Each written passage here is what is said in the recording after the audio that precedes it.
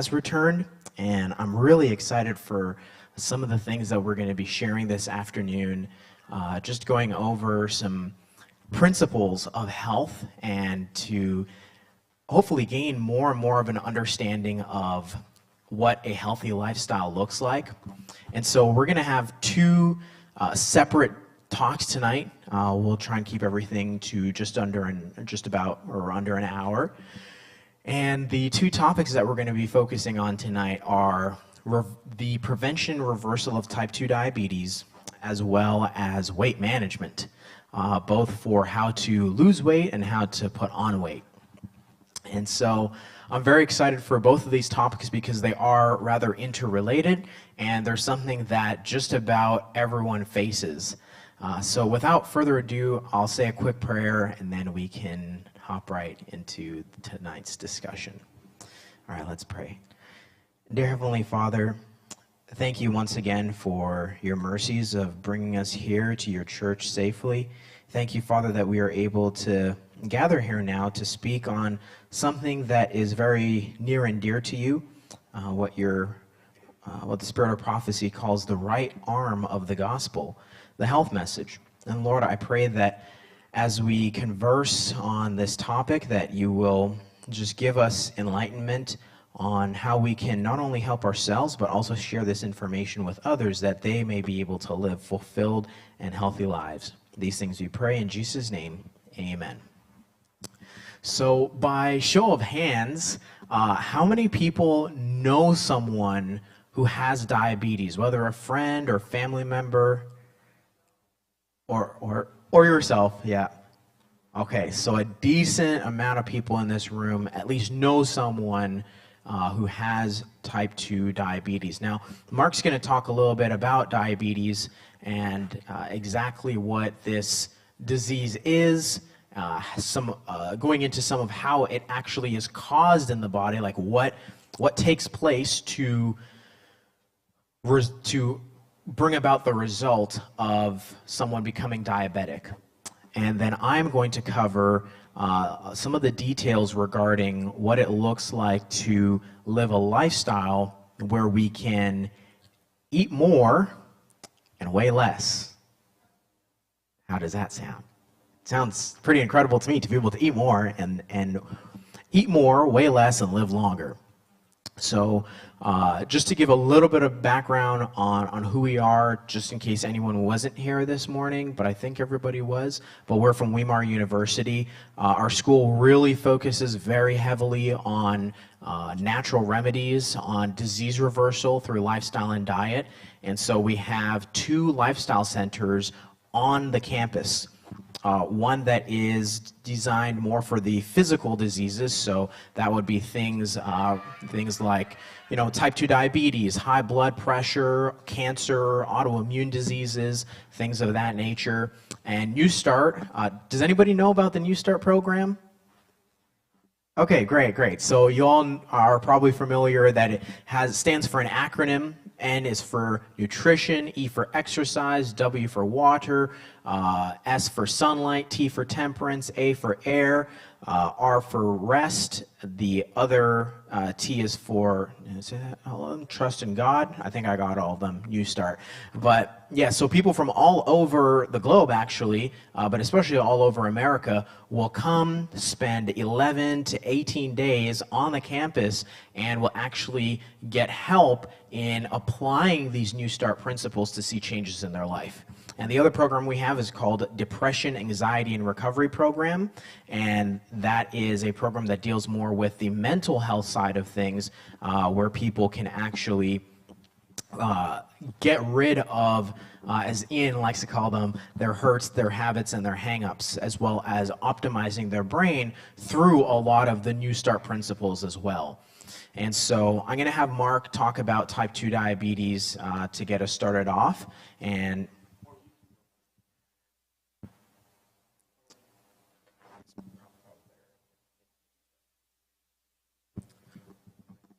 okay, we'll switch the order on it. So I will get started.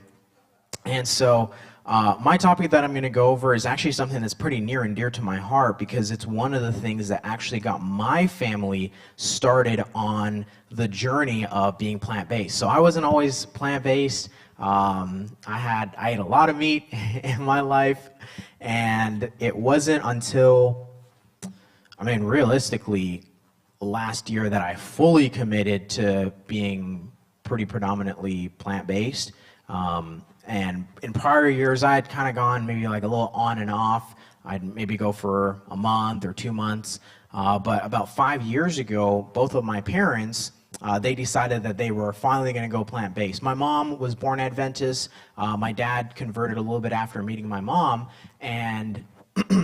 And so my mom has always been pushing, like, we should go vegetarian. We should, eat more healthier. My dad's like, you can, but I'm not doing that.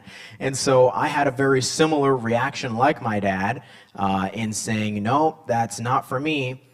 In fact, I distinctly remember, I used to think about people who would go plant-based, and I remember I would think in my head, what on earth would possess a person to make such a ridiculous decision with their life? And that is just quite honestly how I viewed the concept or idea of being plant-based.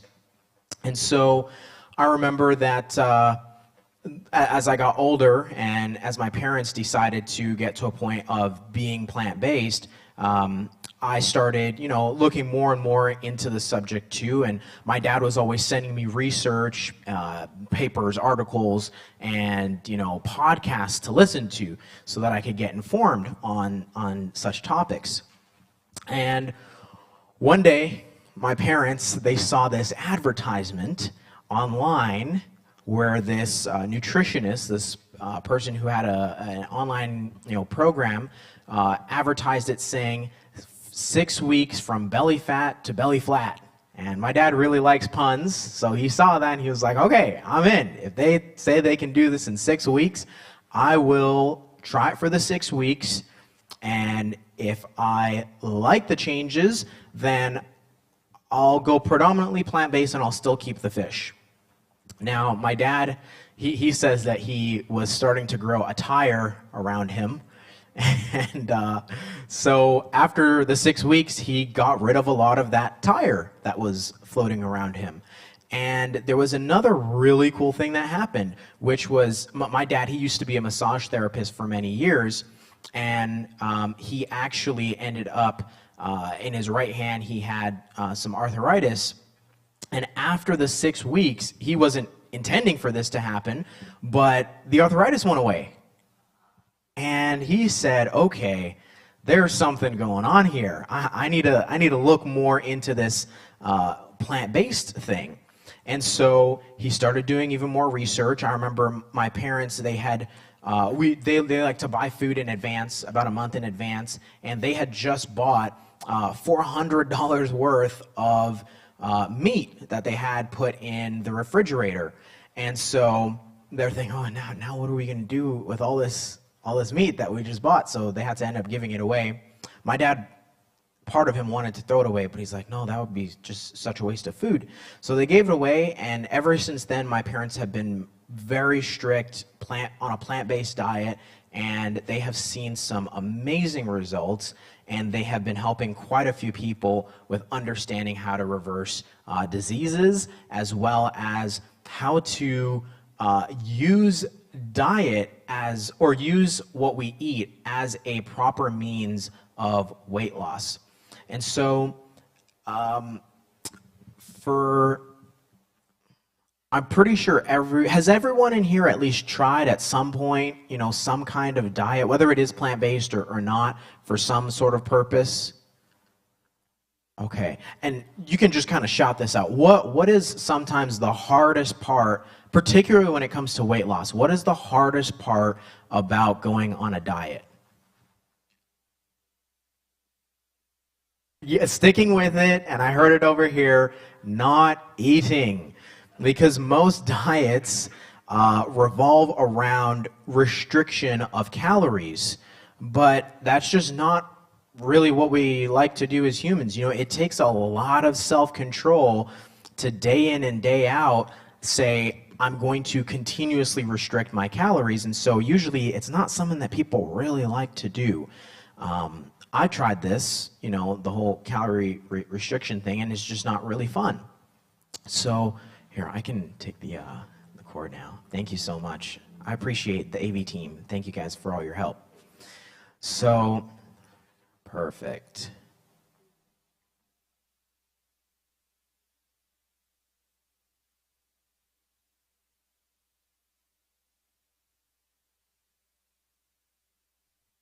Okay, yeah. So I'll just keep talking until this comes up. So one of the things that, that was mentioned is one of the hardest parts about being on a diet is you typically are told to restrict your calories. And so now we have to tap into all this self-control, but you're already tired because you're having less calories, so you have even less willpower than you normally do. And it's just this cycle of draining your willpower each and every day. And then what typically ends up happening? Can anybody answer, what typically ends up happening after you have been restricting your calories for a number of days, and then a certain day comes within the diet and you say, I'm not doing this anymore. I need some food. And then you overeat, and the next thing you know, you're back off the diet and you're back onto how things used to be before. And so a lot of people go through this, and so the question is then, how do we lose weight while still eating the same amount, or maybe even more than we were eating? How many people would like that? You eat more than you were eating before. Yes, okay, we have some hands up. You eat more than you were eating before, but you are still able to lose weight, and you're now able to live longer and reverse diseases. So I'm not sure if you guys can, you guys can't see these slides yet. I'm going to try reconnecting this and connecting it one more time. Because there's a picture specifically that I want you guys to see, and maybe I have to drag this over. No, it won't let me drag it. Okay. That's fine. I'm going to get into some of the information, and then we'll come back to the picture. So carbohydrates. Again, show of hands for anyone. Thank you so much, brother. Show of hands for anyone who's been told that if you want to lose weight, you need to cut out the carbs. Okay. Praise the Lord. So I would like to submit to you all that not all carbohydrates are created equally. I'm pretty sure I talk about this later in the slides, but just in case I don't, I'm going to mention it now.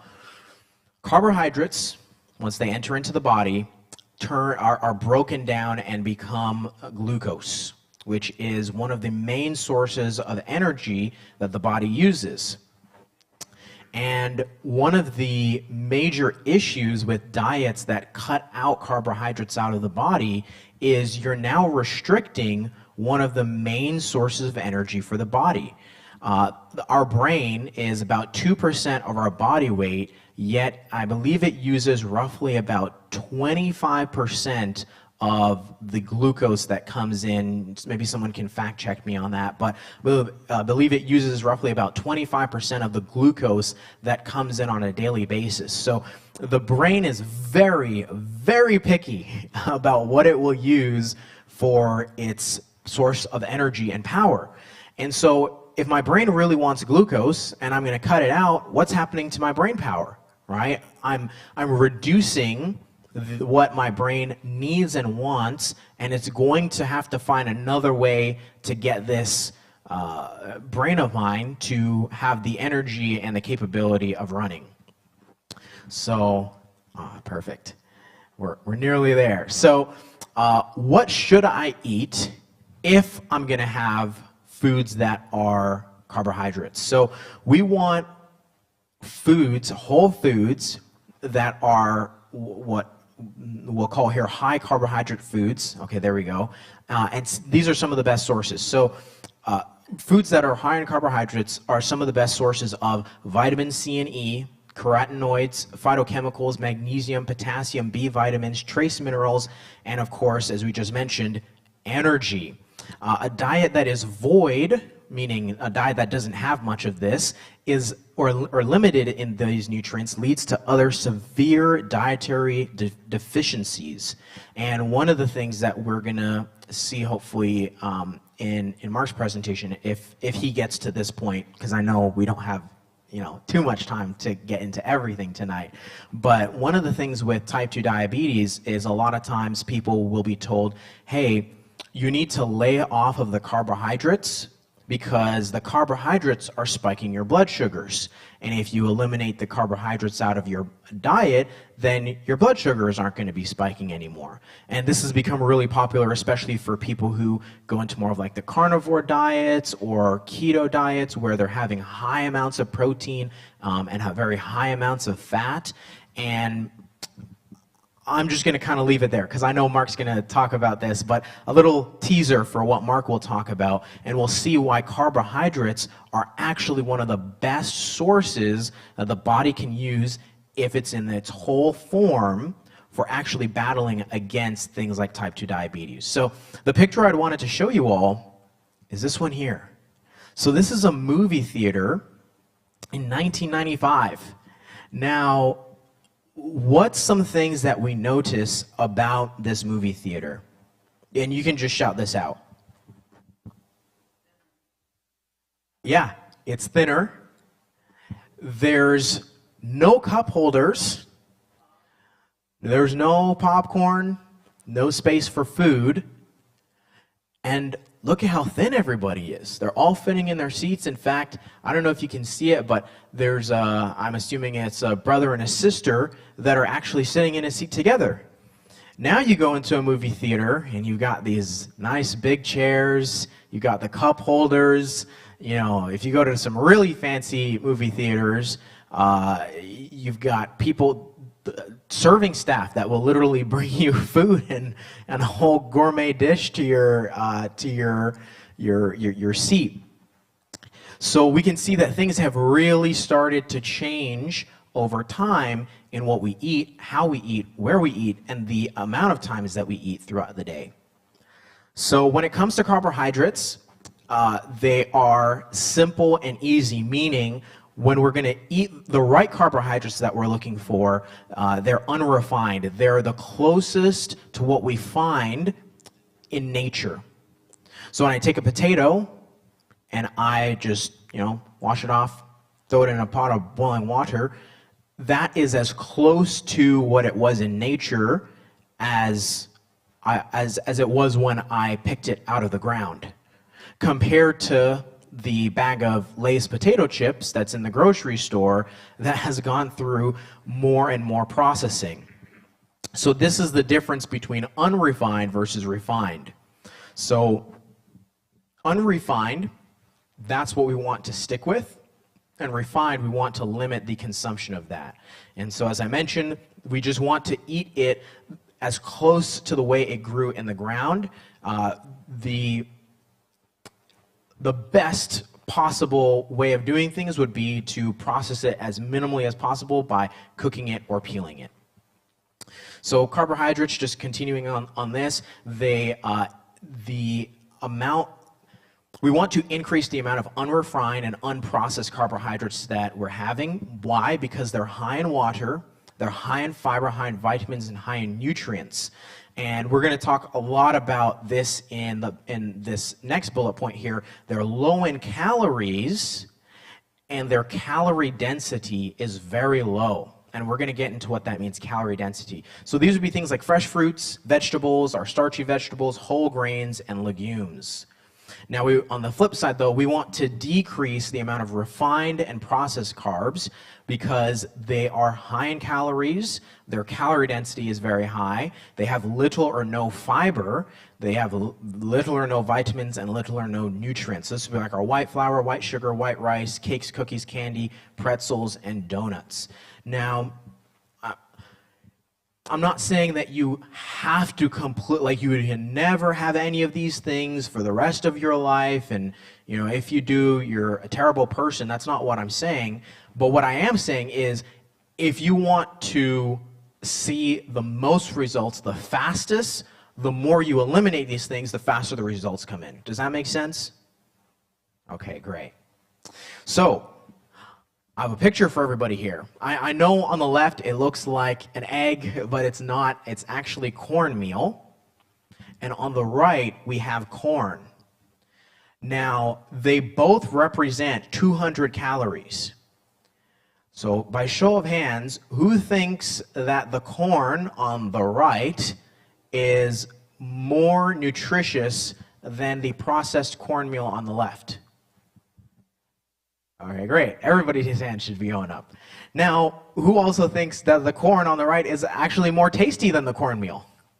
Yeah, because the only way I'm going to get you to eat that cornmeal is I need to put some sugar with it, some oil, some butter, and a few other things for it to actually be very tasty.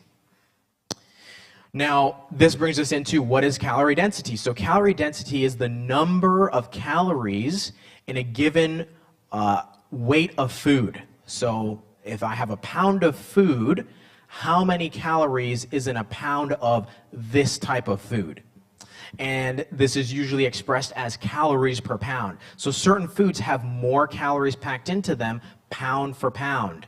There can actually be over a 40 times difference between one food group and another with the same weight, but their calories can be 40 times more, and I'll show you what I mean by this. So the easiest and most looking at calorie density is the easiest and most accurate way to determine if a food will cause weight loss or weight gain. So this, I believe, and in my opinion, is the foundation of weight loss and weight gain, calorie density, and I'll show you why. So these are a few examples of different types of food groups and their calorie density, and these are all done in pounds. So up here we have a pound of broccoli and most vegetables will come in right around this here is 128 calories for a pound of broccoli. For an orange, 211 calories per pound. For oatmeal, it's 325 calories per pound. Baked potato is 495 calories per pound. Red beans, 550. White bread jumps right up to 1,120 calories per pound.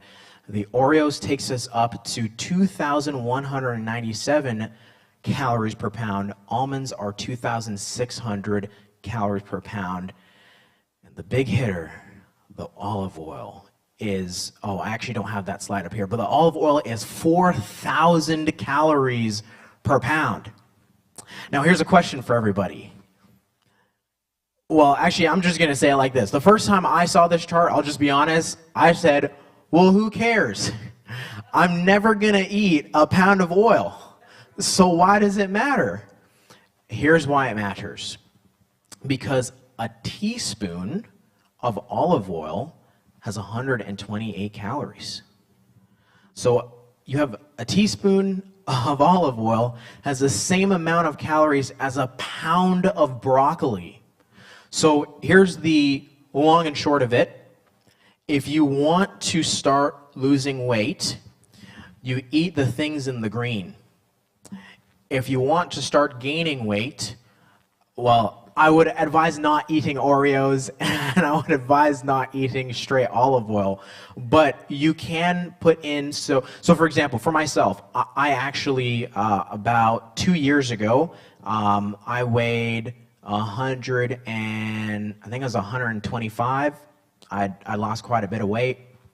So it was 125 and I wanted to put on some more mass, and I had started eating plant-based, and everybody was telling me you can't put on weight on plant-based, on a plant-based diet. And so I started eating things that were more on the right side. Again, not the Oreos or the olive oil, but I started putting in healthy fats. So things like almonds, peanuts, olives, things that were natural sources, so they were still good for me. Obviously, I still had them in moderation, because you can have anything out of moderation, even a good thing.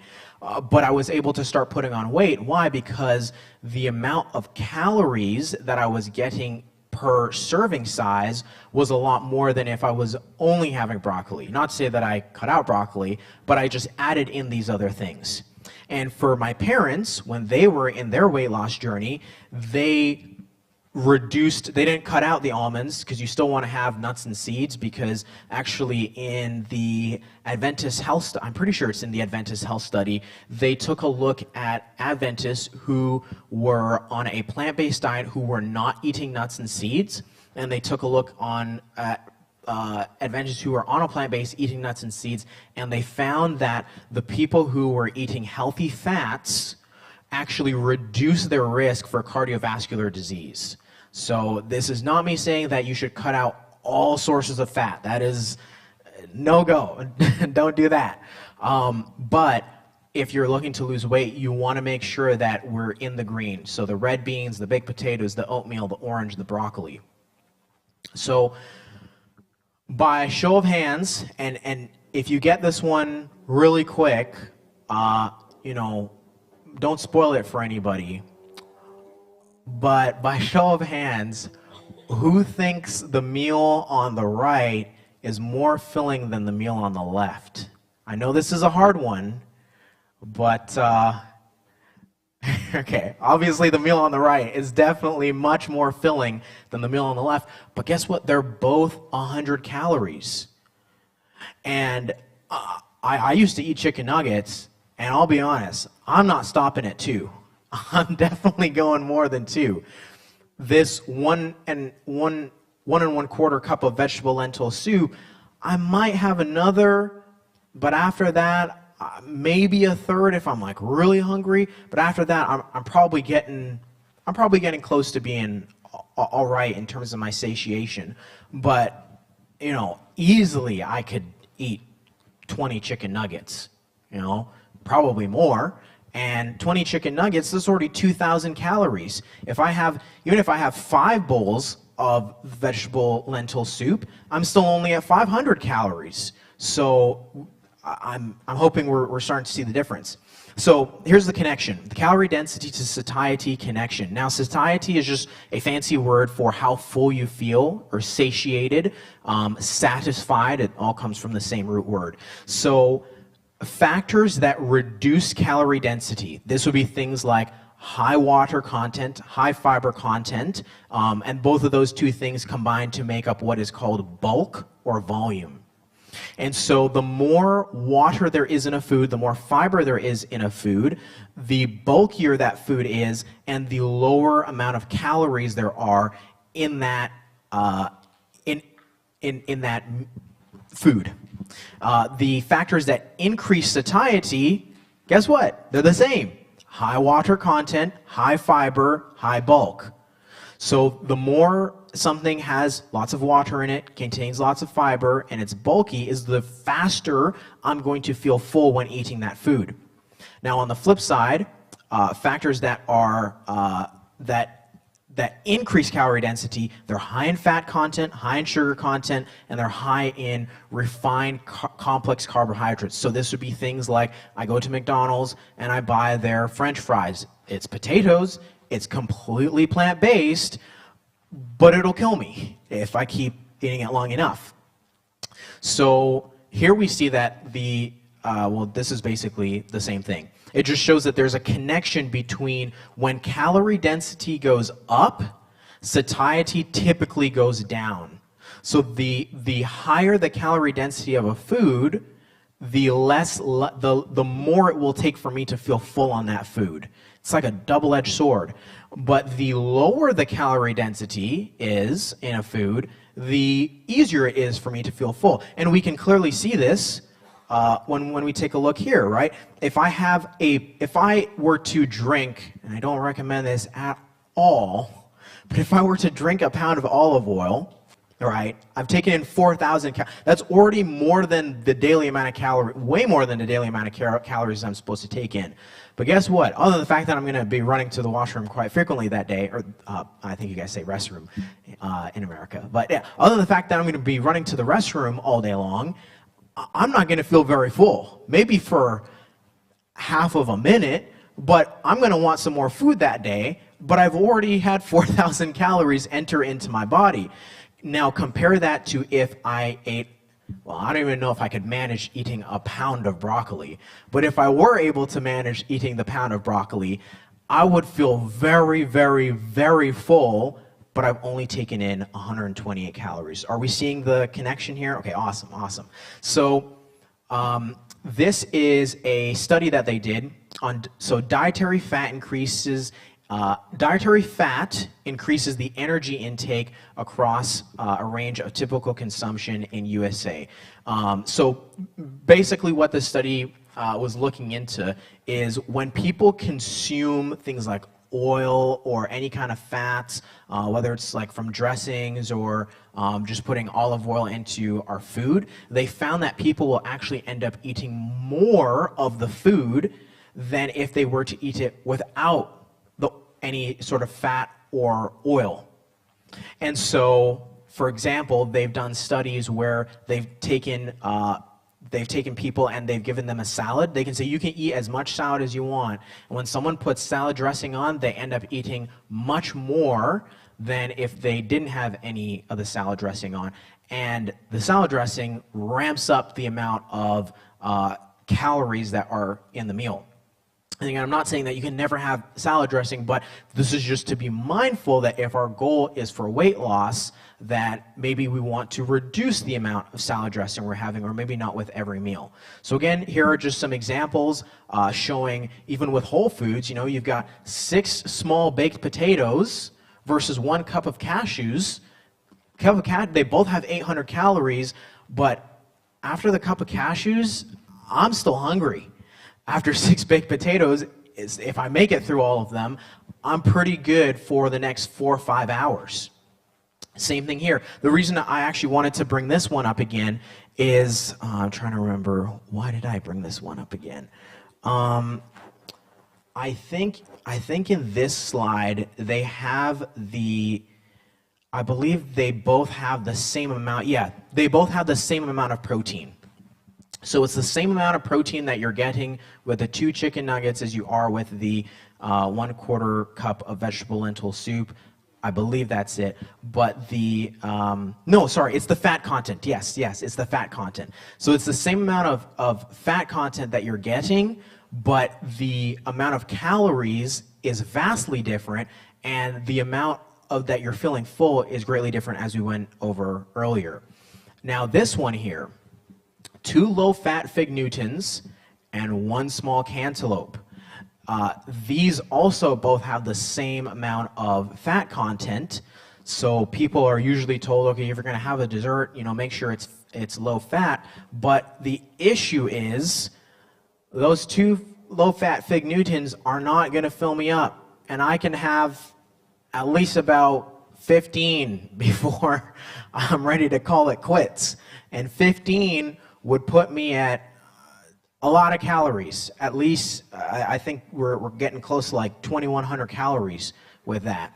Versus the small cantaloupe, I could possibly finish the whole thing myself. 450 calories for a 2-pound fresh pineapple compared to the gummy bears. Now this one, they're both glucose. Remember, earlier we said the brain wants glucose. But this goes back to the fact that not all carbohydrates are created equally, because although they're both 450 calories, one is going to do my body much better than the other. The pineapple is full of water, it's full of fiber, it's full of good nutrients and things to help my body with growing. The gummy bears are going to give me a whole host of issues and problems, and I'm probably not going to only have 4 ounces. So I'm going to wrap it up there.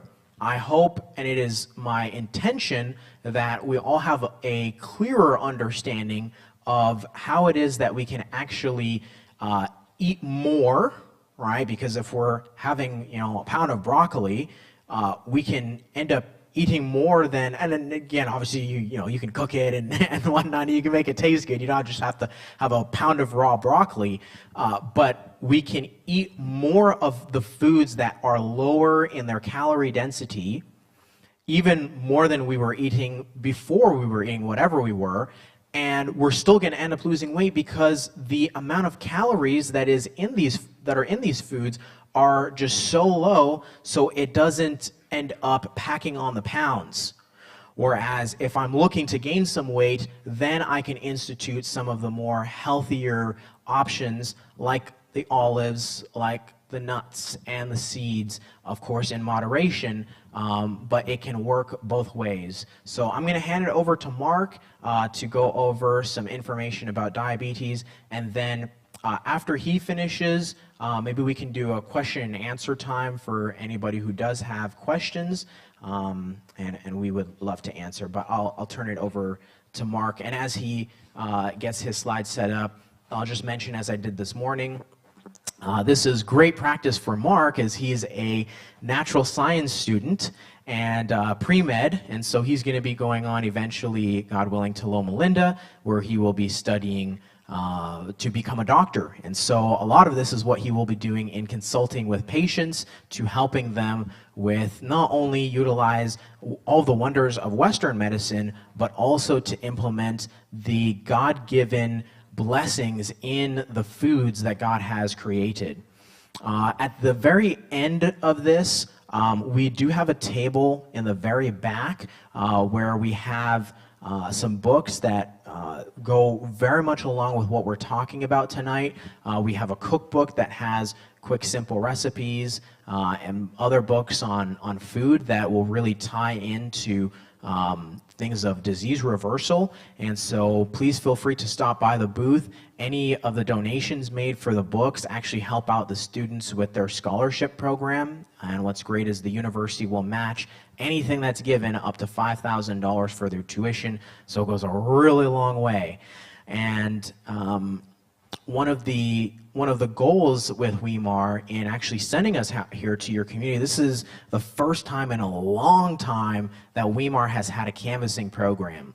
And so we are really grateful that you folks have opened up your space and your church. Lauralee, thank you so much for hosting us, because now we get to go back to Weimar and we get to give an account to them of, hey, there were wonderful people out there, we had a ton of fun, and it opens it up to more students wanting to do this type of work in the future.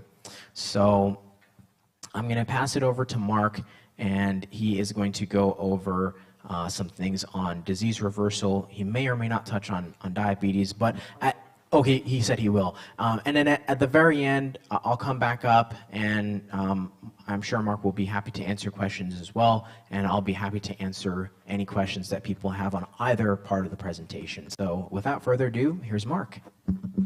Yeah, thank you, Garfield. So another thing on the books, so if you sign the sheet, we're going to call you like tomorrow, and then we can ship the books to you. So we're not going to be able to give them to you, but if you want them, we can ship them to you. You're going to get them probably like another week or two, something like that. Or if it's after Sabbath, when we finish, I doubt, let me check the time. I doubt that's what it's going to be, but yeah. So yeah, we're probably just going to have to, if you want to get the books, you're just going to have to sign up, put your name down, put your phone number, and we're going to call you guys tomorrow if you're interested. And like Garfield said, when you do get them, it's going to help tremendously.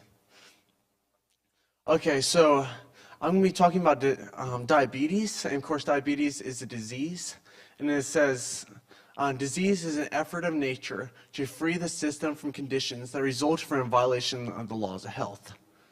So I don't know if you guys remember this, but in the Exodus, the Egyptians, they had tons of different diseases, and Moses told the Israelites, okay, so if you continue in the ways that the Egyptians did, then you're going to be able to get all these diseases. However, if you follow my plan and eat the foods that I provide for you, then you're not going to have any diabetes, you're not going to have any of that. And according to Josephus, who is a writer that wrote about this time period, he said that when the Israelites, they were eating the manna, the sandals did not wear off, their garments did not wear off, they had absolutely no diseases at all. They only died because of they only died because of sin and, old age. That's a good way to put it. And then what is diabetes? Oh yeah, I was going to say one more thing. The Egyptians, when they did the mummies, they looked at the mummies. You guys may have already heard this study, but they found cancer, they found diabetes, they found atherosclerosis, tons of different things. And then, what is diabetes? Diabetes mellitus refers to a group of diseases that affect how the body uses blood sugar. Glucose is glucose, you guys probably know this, but it is used in glycolysis to make ATP. And the main cause of diabetes varies by type, but no matter what type of diabetes you have, it can lead to excess sugar in the blood. Too much sugar in the blood can lead to serious health problems. And then these are the fasting blood sugar values. So regular blood sugar is about 4.0 to 5.6 millimoles. And then pre-diabetes about 5.6 to 6.9. And then anything above 7 millimoles is considered diabetes.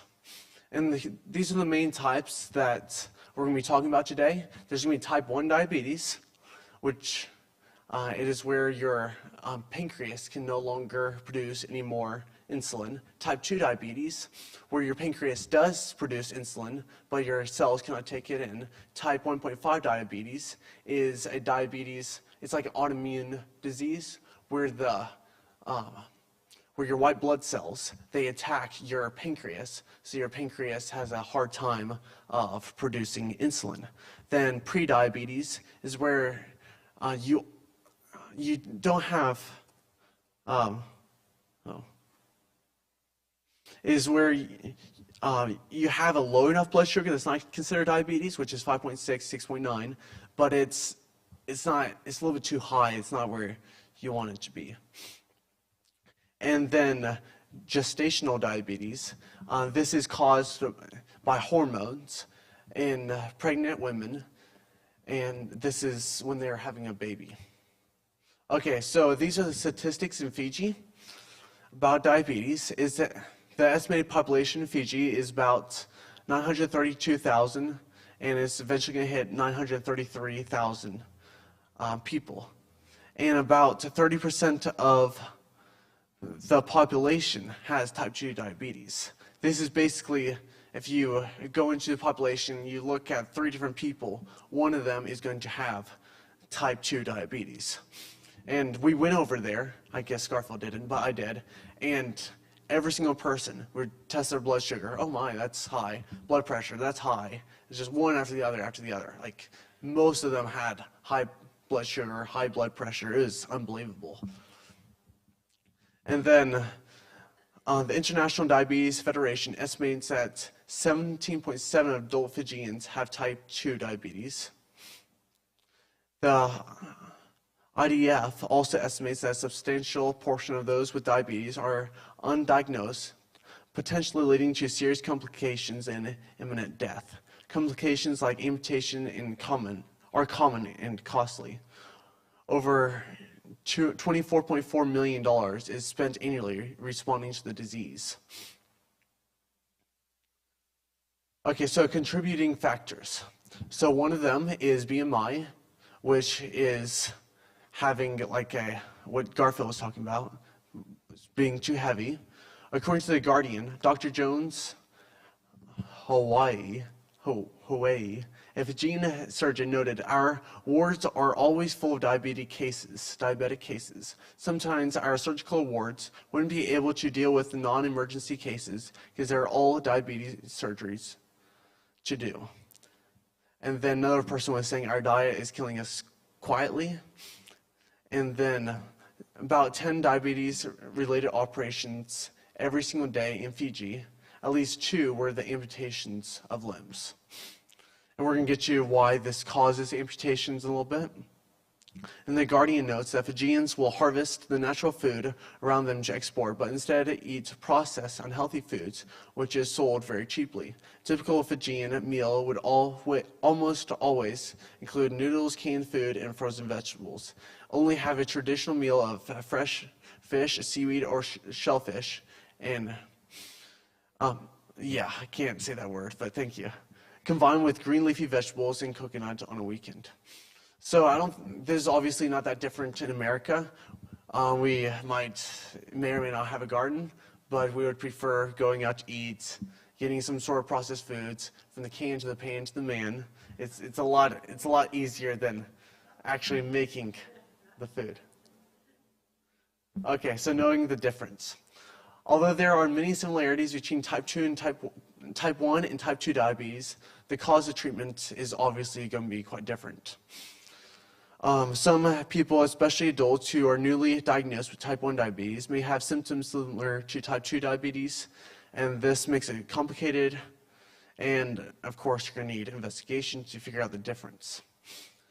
And then similar symptoms is irritability, blurry vision, extreme fatigue, hungry, thirsty, bruises that may be very slow to heal. And then complications is obviously going to be death by the end. Then neuropathy can occur, kidney disease, cardiovascular disease, just tons of different stuff, like heart attack, of course, is included in that. Okay, then the neuropathy. So the reason why it causes neuropathy is in the blood vessels, when you have too much blood sugar, it starts to wear down the blood vessels so they cannot stay intact. And they also block oxygen from getting into the nerves. And of course, when you don't have oxygen in any of your cells, yeah, you're going to have quite a bit of problems. They're going to die. And then this is, of course, characterized by numbness, tingling pins, and needless sensations. Okay, so this is an interesting study. A research that was done at Weimar Institute. So they found 21 different patients, and they put them into their New Start program. And by the end, 17 of the patients, they had some sort of relief. After doing like a brisk walk, after eating a whole foods, plant-based diet like Garfield was talking about. And then, of course, no refined foods. And then after about 4 to 16 days, most of them, which is 17 out of 21 patients, they had some sort of relief from their diabetes or from the neuropathy, which is quite interesting. And then type 1 diabetes. Type 1 diabetes is of course going to be an autoimmune disease. It is usually diagnosed in young people, but can develop at any age. Most recent studies show at least incidence in Fiji about 0.93 per 100,000 children under age 15 among the native Fijians, but 2.1 per 100,000 among Indo-Fijians. The rate of incidence continuing to grow, however, at about 4.4% annually. So, of course, this disease is slowly but surely increasing, and it gets quite irritating just to check your blood sugar. What is it at right now? Let's put insulin. Yeah, it's going to get quite annoying after a while. And, of course, to get the insulin or the glucose into the cell, it takes insulin. However, if you have fat buildup, then it's going to be a lot harder to get insulin into the cells, and then to get glucose into the cells. And the glucose cannot get into the cells. It's going to raise the glucose level in the bloodstream, and then you got a much bigger problem. You got blood vessels that are going to start bursting and all that, or causing damage to the blood vessels, and then your cells cannot get oxygen, and it eventually will lead to death. Okay, so acting on insulin. Insulin attaches to glucose in the bloodstream and unlocks the cell door for glucose to enter. The glucose is converted into an energy storage molecule called ATP. About 1/3 oxidized into ATP for energy and remained at 2/3 converted into glycogen, the storage form of sugar. Scientists and researchers remain unsure of how to prevent type 1 diabetes or what triggers it. Possible causes include viral, prior to, in milk, animal products, and autoimmune conditions like celiac disease or another disease I cannot pronounce. A1 protein in cow's milk linked to type 1 diabetes in children. Technology now exists to find out if someone is at risk for developing type 1 diabetes. I was actually, when I was going on my Fijian mission trip, I heard of one of the doctors saying that they can, like how you can check for like your oxygen level in your finger. It just scans it like, oh, okay, you have 98% oxygen. Apparently they're developing technology that can do that for glucose. I don't know how to find that. I guess I need to Google that, but that'll be kind of interesting. Okay, so then who needs cow's milk? So cow's milk is, of course, it's produced by a cow and it's made for baby cows. It's not specifically made for humans. It's made for a different species. And cows, of course, are going to be growing a lot faster than humans are as babies. Of course, bulls are hopefully going to be bigger than people. And so they're going to be needing to grow a whole lot faster. And then cow's milk has been, I don't know, there's some sort of comparison between cow's milk and it leads to type 1 diabetes. And despite antibiotics, infants feed cow's milk are 70% more likely to also develop diarrhea, multiple URIs, and ear infections compared to breastfed babies. Then type 2 diabetes skyrocketed since the mid-80s. Insulin secretion is not the problem. Insulin resistant is. And most scientists, they believe that this is, of course, because of fat. So those that are overweight have a much higher chance of getting diabetes than those who are not. And then Neil Nedley, he always loves to say that even though you have genetics loads a gun, but it's going to take lifestyle to pull the trigger. So another way of saying this is the genetic pattern. If you have like a sequence of DNA, you can get hundreds of different proteins that are made from the exact same sequence, which is interesting.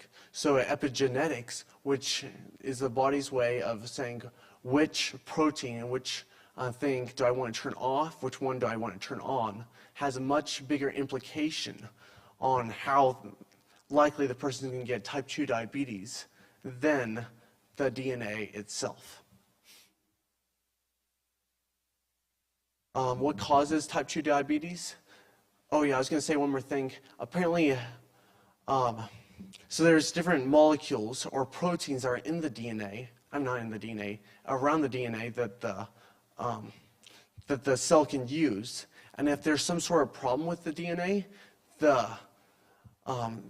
these proteins, they can repair the DNA. This can be done through a plant-based diet. So if you don't have a plant-based diet, it's going to be a lot harder to repair your DNA as well. And then some other things that damage DNA is being out in the sun too long. If you get tons of different sunburns, that's going to cause it. Smoking, that's another thing that is going to cause it. And they did a study. There's firefighters that went into a nuclear reactor, and they had to put out cleanse it. And they compared the radioactivity of their clothes, and they found that the person that smokes has a lot more radioactivity that's around them than being around radioactive clothes that a firefighter used, which I found interesting. And there's, other ways to damage DNA, of course. Another way is the foods that we eat. Like oxidants, these are molecules that are releasing electrons.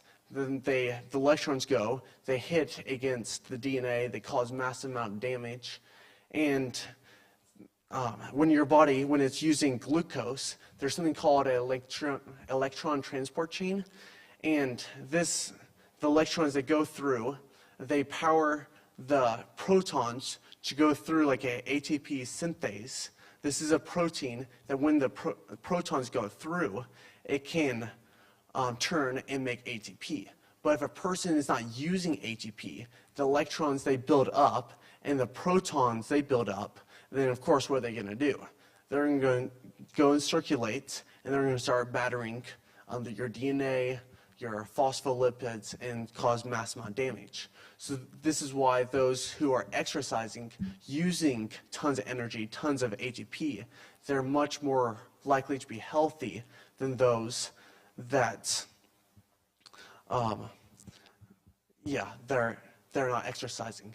And we have a book back there. It's called Physical Exercise. There's a study that I found that's in there that says that a person that is smoking and does exercise is going to be far more healthy than someone that that is a vegan and does not exercise. And this is mainly because of the electron transport chain. And then going on through insulin resistance, when your cells are not getting the glucose, you're going to be wanting to eat more foods. When you're eating more foods, you're going to be eating more fats. This causes fat buildup in your cells, causing your insulin not to be able to get glucose into it. And it's this massive problem that keeps on increasing.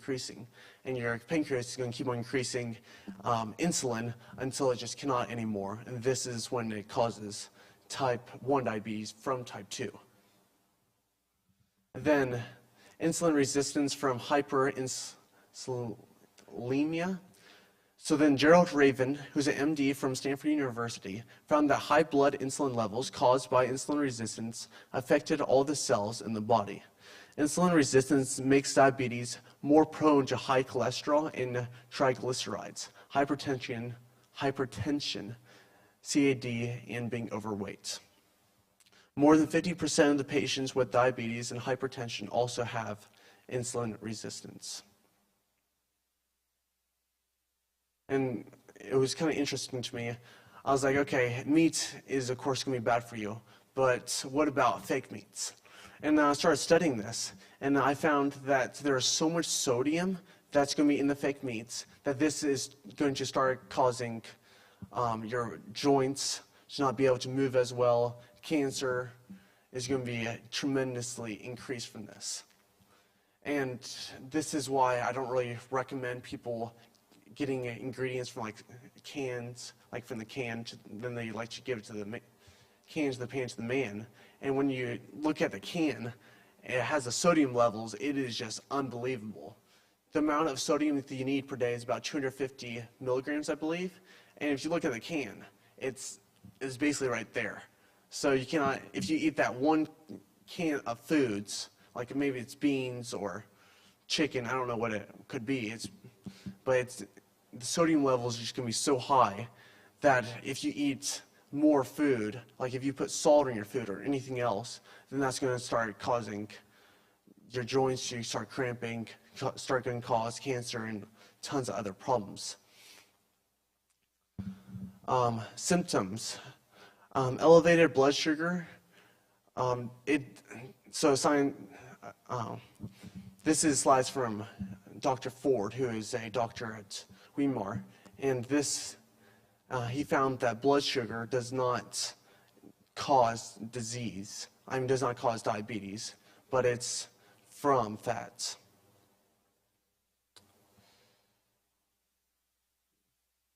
Okay, so this is Simple Carbs and Fat, a study in the American Journal of Clinical Nutrition in 2002. The effects of high fat and high carbohydrate evening meals persist at levels overnight, increasing insulin resistance and triglyceride levels. Animal products are the largest source of fat in the diet and the only source of cholesterol. A gram of fat is about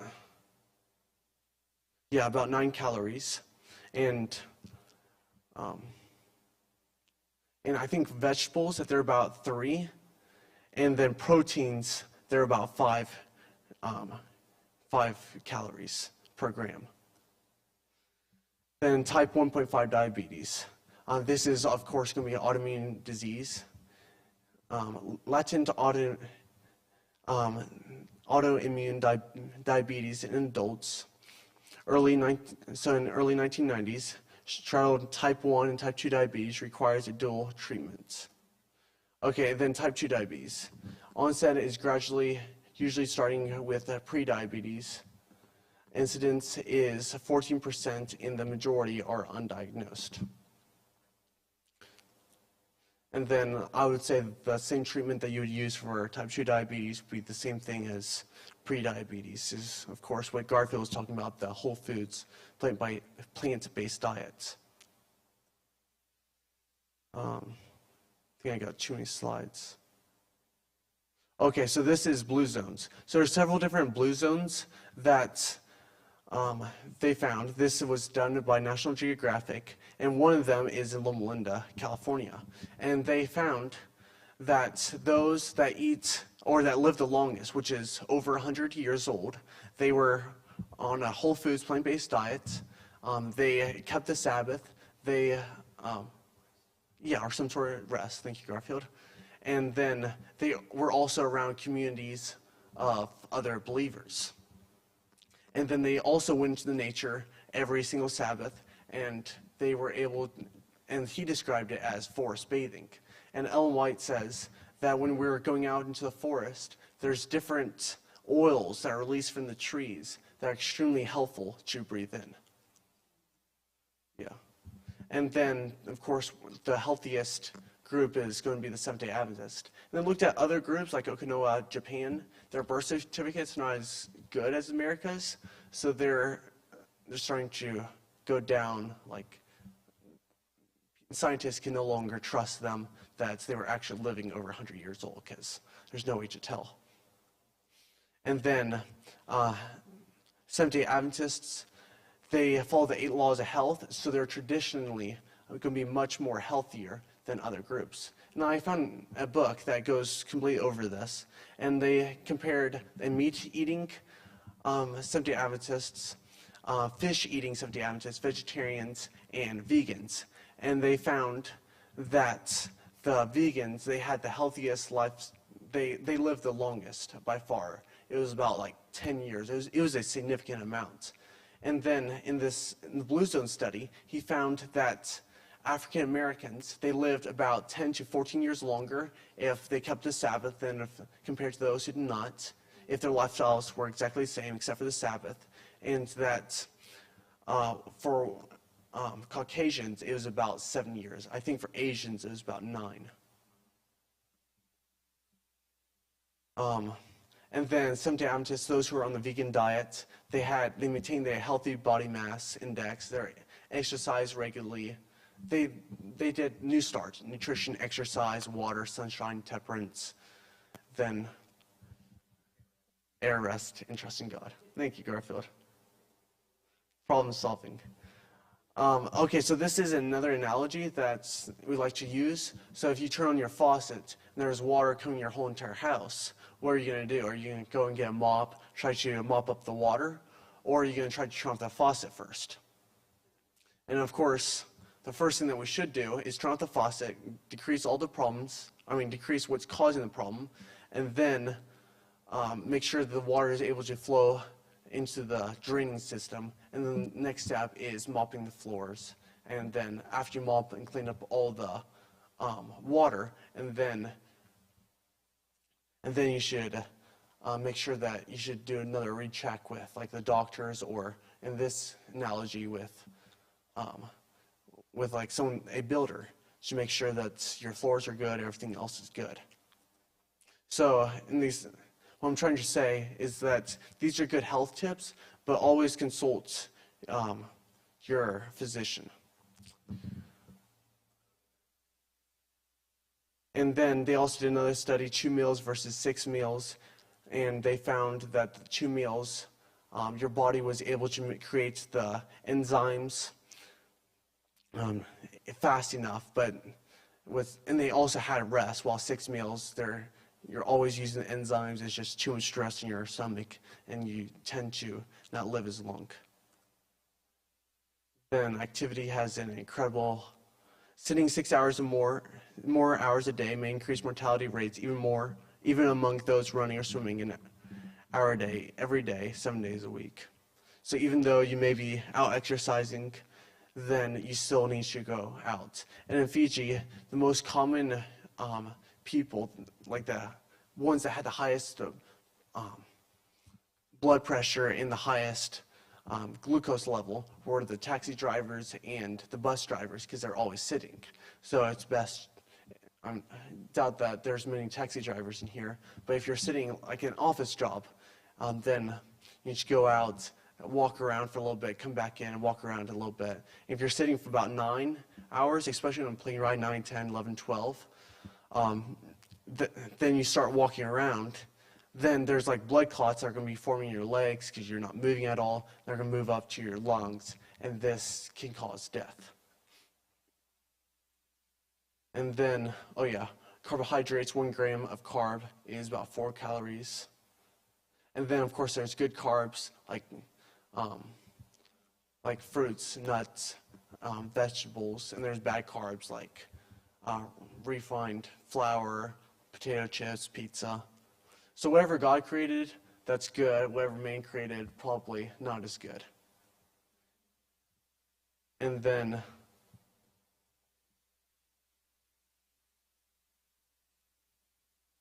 this is all about keeping the 8 laws of health, which is nutrition, exercise, water, sunshine, sunlight, temperance, air, resting God, and trusting God.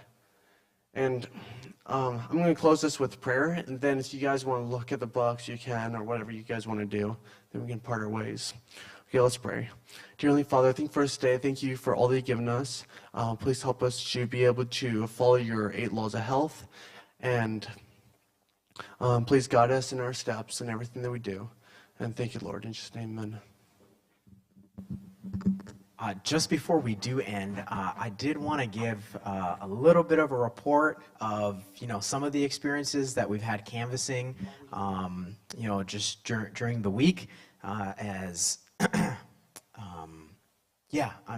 assuming that many of you might be interested to hear some stories. So I'll start off with actually one of the experiences I had in doing a bit of door knocking. Normally with this program, we do parking lots. So we will actually go into the parking lot of like a Safeway or a Target or Trader Joe's or Costco, and we will canvass people who are going into and out of the store.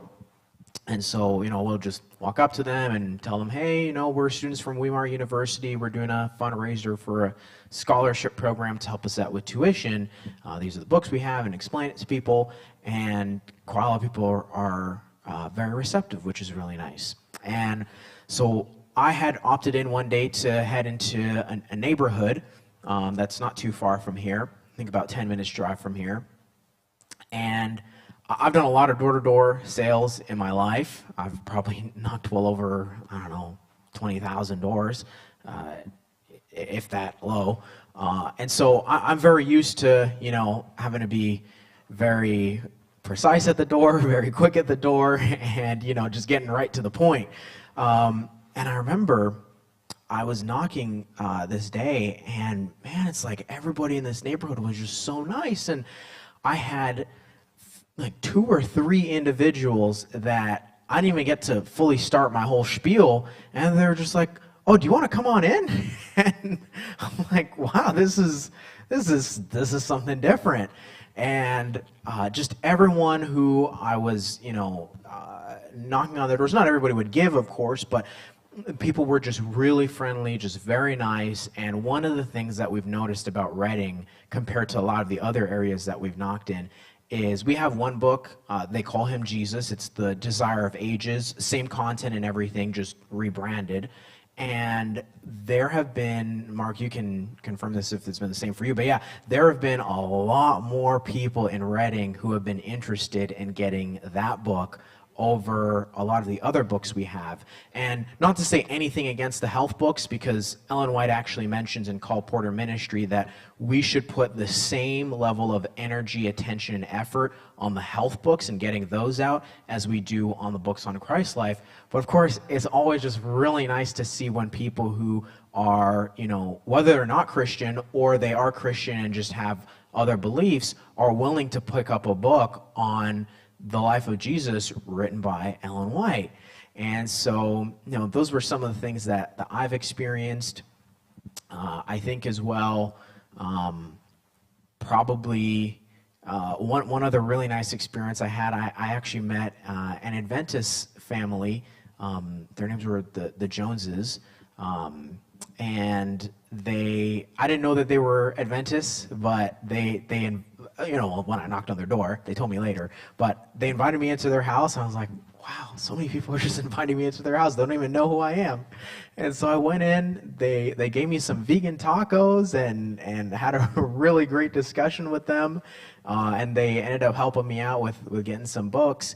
And it was just, it's experiences like that make all of the rejection worth it when, you walk up to someone and they tell you, hey, I've been praying for a book of this, or me and my wife, we were just talking about how we needed to start eating better, and then here you are with a healthy cookbook, and you just really see the providence of how God is moving. Even many times, Joshua and I will be out, or other people that I've canvassed with, and we'll be able to pray with someone who just really needs it. Pray with people who, they're going through a hard time and they just really open up to you and like tell you, well, hey, yeah, this is some of the stuff that I'm going through, and yeah, I wouldn't mind if you guys pray with me about this. And so I find it's really a wonderful way to minister to people in just a way that people just aren't really expecting it. Nobody wakes up in the morning and says, oh, I need to go get some groceries from Safeway and maybe I'll buy a cookbook on the way there.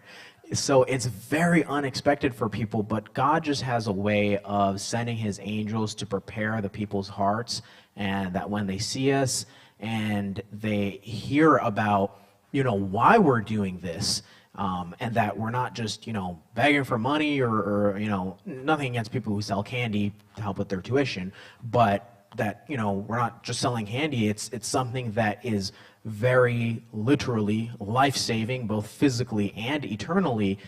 It really resonates with a lot of people, and they're very interested. Mark, did you have anything to say on this? Yeah. It's just so interesting when you, like Garfield was saying, when you meet just like a few people, they're just so spiritually ready. We had a few instances have Josh come up and tell one of these, but I met one lady. It was like really dark outside. It was late in the night. It's like 10 o'clock, and then I was just randomly talking to some people, and then this lady, she started telling me her life story, how she grew up like a Christian, and then she went away from God, and it's because of this, that, and the other. And then I just started sharing about my views, and of course, my views would be, of course, everything that Greg Conrad was saying. I would just be naming out facts. I was just thinking about a chapter. Okay, let's talk about this. I was just going through that. Then by the end, she was really wanting to get the book, which is quite interesting. And it's just so cool when you can go out and there's just people that are just begging to buy a book that's on Christ's life, or buy a great controversy. I've had many different Satanists. They're like, oh, look, this is Jesus, I'm a Satanist. And we're like, okay, perfect. I think you'd be a great person to buy The Desire of Ages. And they would pay like $20, $30 for it. And a few years back, this was in Asheville, we had one couple that, I think it was a guy that said no, but he gave us like $5, so we gave him the Great Controversy. And then we went to the next car over, and we didn't know that it was his wife at the time. But she was like, oh, that's so cool. She gave us $25, and then she was like, I want that book. It was The Desire of Ages. So we gave her that book to her. But it's just kind of cool, seeing people just begging to buy books on Christ's life and the Great Controversy. Then, I think it was yesterday, we had one lady that was like, man, you guys look so hot. I just want to buy you some groceries. If I can get Thursday? Okay, Josh, do you want to come up here and tell the story? I love how you say it. All right, I'm not a public speaker like these two, but well, I'll tell you one more story first, and then I'll get to that one. Colporting is not easy. You meet a lot of people, and they're not always the friendliest people. As Garfield said this morning, there's some that are friendly, some are not friendly, and some never want to see you again. And there's some that I never want to see again either. Not unless it's in heaven, by God's grace, you know. So it was one of those days where I encountered 3 people in a row. The first one was bad, the second one was worse, the last one was just, and I genuinely wanted to get out of there. I was so close to calling Mark and telling him, I'm done for the day. And then I prayed, I was like, I just need one, I don't even need a book to get out. I just need someone to smile at me. And the next person, they got a book, and the person after that got a book, and like the next 3 people got a book. But what blessed me the most was they were all so positive. The first one told me, they're like, we really love the fact that, I mean, it wasn't the first person they'd seen, but we love the smile on your faces. And you guys are just great people. That's exactly what I needed in the moment. And it's almost like the Lord knew what he was doing. And then that's when we were wrapping up the day. And Garfield and I saw one car, and we were like, all right, let's do this car last. And Mark and I, we were like, let's do this car.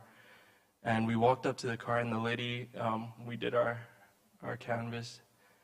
And the lady said, actually, I'm an atheist. I grew up in an abusive Christian household, and I can't consolidate that with God existing. And we respected that. But she did say, like Mark said, she said, you guys must be really hot out here. What I'll do for you is I'll get you food, any food you want. And we were like, well, we won't pass up on that. It's the end of the day anyway, so we were going to head home. So unfortunately, there was only sweet stuff, and we're selling a healthy cookbook, so that wouldn't look good. So she said, how about I take you to the Sprouts store nearby. And she got us shopping. We took a picture with her. It was just, one of those experiences that leave you with a warm feeling in your heart at the end of the day. So yeah, this is actually my first time canvassing, as in started 3 weeks ago. And it's been rewarding by the grace of God, especially over here. People's eyes, they sometimes light up when they call him Jesus. And we pray for them because it's a ministry. As much as it's to support our schooling, by God's grace, I hope that we will see some of these people in heaven. And so I think we'll close it off with a prayer. Or did Garfield have something to say? Yes, I wanted to read one quick quote from Colporter Ministry. And as well, just to urge you folks all, I'm sure many of you may already do this, but even just giving out tracts and handing out any form of literature to people, this is what Ellen White says in Colporter Ministry. She says, even the fragments are precious. We should treat as a sacred treasure every line of printed matter containing present truth. Even the fragments of a pamphlet or of a periodical should be regarded as of value. Who can estimate the influence that a torn page containing the truths of the third angel's message may have upon the heart of some seeker after truth? Let us remember that somebody would be glad to read all the books and papers we can spare. Every page is a ray of light from heaven to shine into the highways and the hedges, shedding light onto the pathway of truth. In the miracle of feeding the multitude with a few loaves and fishes, the food was increased as it passed from Christ to those who accepted it. Thus, it will be in the distribution of our publications. God's truth, as it is passed out, will multiply greatly, and as the disciples, by Christ's direction, gathered up the fragments which remained, that nothing should be lost, so we should treasure every fragment of literature containing the truth for this time. And then she says, 1,001 day. God will soon do great things for us if we lie humble and believing at his feet. More than 1,000 will soon be converted in a day, most of whom will trace their first convictions to the reading of our publications. So we'll end I was just wanting to say one more thing. Most of that is because of prayer. But I think this was James White that said this. He said that there's so many people that when they pray, they have no idea whether their prayers are answered or whether God has rejected them. Because they're like, God, please give us a good day today. Or, God, thank you for this food. And not that those prayers are not important, but we need a heart that's humble before God, that just cries out before God. It's like David said, Lord, have mercy on me. I'm a sinner. And we need to pray like direct prayers, like what Josh was praying. Just give me this one person that's going to smile. And he's going to know exactly whether that prayer is going to be answered or rejected. And obviously it was answered. We need more prayers like that. Or like, God, give me a chance where I can talk to 50 people today about Christ, or about one person today, whatever it may be. And when we begin our day in the morning, we need to ask God, Lord, how can you use me today in your service?